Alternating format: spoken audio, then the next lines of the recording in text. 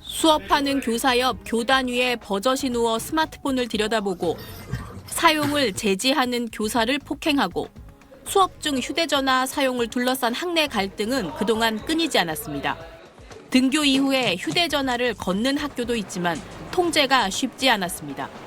지난 10년간 국가인권위원회엔 학생 휴대전화 수거가 인권 침해라는 진정 수백 건이 접수되기도 했습니다.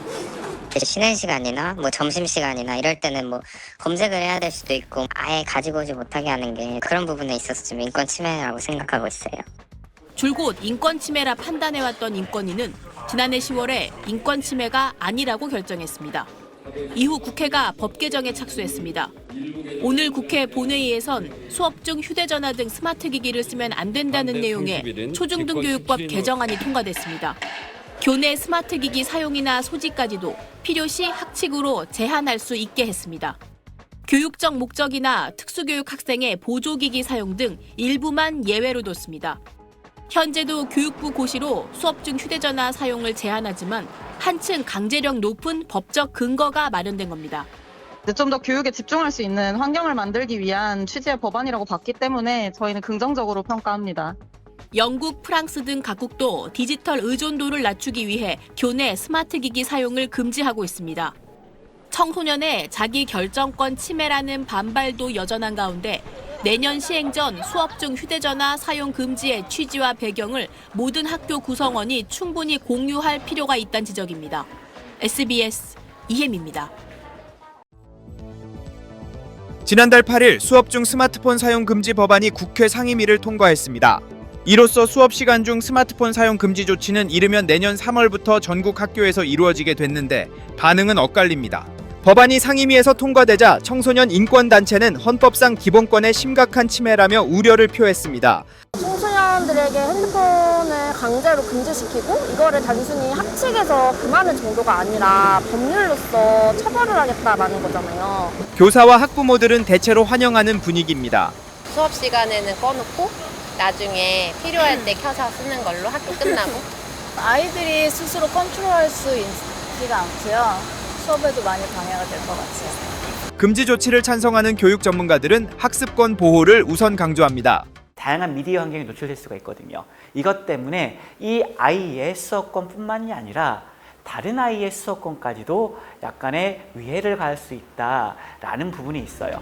반면 반대 측은 무조건적인 금지보다는 스스로 조절할 수 있는 힘을 키우는 것이 중요하다고 말합니다. 이 아이들은 디지털 기기가 스마트 기기가 없는 세상에서 살아나갈 가능성이 0%이기 때문에 그 기기들이 늘 노출되어 있는 환경에서 어떻게 통제하고 조절할 수 있는지에 대한 조절력을 기르는 것을 교육의 목표 중에 하나로 삼아야지. 이번 개정안은 소지 금지가 아닌 수업 중 사용 금지를 명시했고 수업 외 사용은 학칙으로 유연하게 조율이 가능합니다. 국가인권위도 과거엔 스마트폰 수거를 인권 침해로 봤지만 최근엔 학생들의 학습권 침해를 우려하며 입장을 선회했습니다. 정보통신기획평가원 조사에 따르면 학생들의 스마트폰 의존도는 해마다 높아지고 있는 상황. 교사가 스마트폰 사용을 제지하자 학생이 교사를 폭행한 일까지 발생해 현장의 고민도 깊어지고 있습니다. 스마트폰 이용을 조절하는 학생의 자율성, 그리고 다른 학생들의 학습권, 여기에 교사의 수업권까지 모두가 그 균형점을 찾기 위한 논의가 필요해 보입니다. 교사의 수업권과 그리고 다른 학생들의 학습권, 이것을 지켜주는 범위 내에서 학생들의 인권이 보장이 돼야 된다. 지난 2014년 고등학생들이 등교할 때 학생의 휴대전화를 일괄적으로 수거하는 조치를 인권위는 인권 침해라고 판단했습니다. 그리고 약 10년이 지나 그 결정이 뒤집혔는데요. 어떤 이유 때문이었을까요? 지난 2023년 3월 전남의 한 고교생이 학교에서 휴대전화를 일괄 수거하는 행위가 인권 침해라며 인권위에 진정을 접수했습니다. 이에 대해 인권위는 지난해 10월 전원위원회에서 8명이 기각, 2명이 인용 판단을 내리며 최종적으로 인권 침해가 아니라는 결론을 내렸습니다. 이후 반년 동안 52쪽에 이르는 결정문을 작성해왔고 어제 결정문을 공개했습니다. 인권위는 해당 학교가 학생, 학부모, 교원의 의견을 수렴해 학생 생활 규정을 개정했고 수업 시간이 아닌 쉬는 시간과 점심 시간에는 휴대전화 사용을 최대한 보장하는 등 기본권 제한을 최소화했다고 판단했습니다.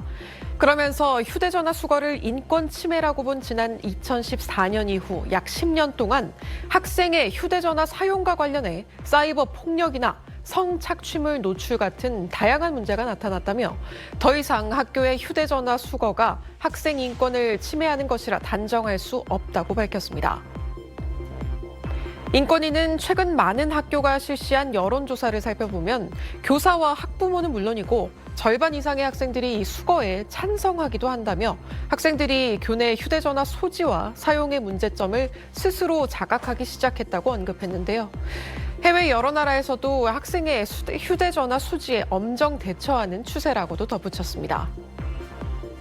다만 진정에 대해 인용 의견을 낸 소수위원 2명은 학생의 의사에 반하는 학교의 휴대전화 일괄 수거는 행동 자유권과 통신의 자유를 침해할 수 있다고 밝혔습니다.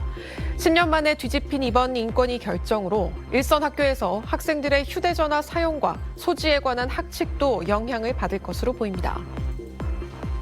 최근 프랑스 교육 당국이 청소년들의 교내 스마트폰 사용 부작용이 심각하다면서 지금은 국가적 위기 상황이라고 밝혔습니다.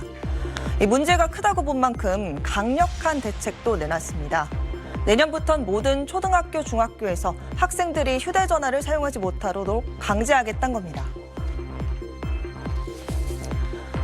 프랑스 현지 언론 르몽드에 따르면 프랑스 정부는 내년 9월 입학 시기에 맞춰 전체 초등학교, 중학교에서 학생들의 스마트폰 사용 금지 규정을 적용하는 방안을 검토 중입니다. 알렉상드르 포르티에 교육부 학업 성취 담당 장관은 이에 대해 지금은 국가적 위기 상황이며 청소년의 건강을 지켜야 할 의무가 있다고 강조했습니다. 앞서 지난달 프랑스 교육부는 시범적으로 중학교 약 200곳을 대상으로 학생의 휴대전화 사용을 물리적으로 금지하는 디지털 쉼표 정책을 시행하고 있는데요. 학교 안에 별도의 사물함을 만들어 학생이 등교하면 휴대전화를 수거하고 학교 때 돌려주는 식입니다.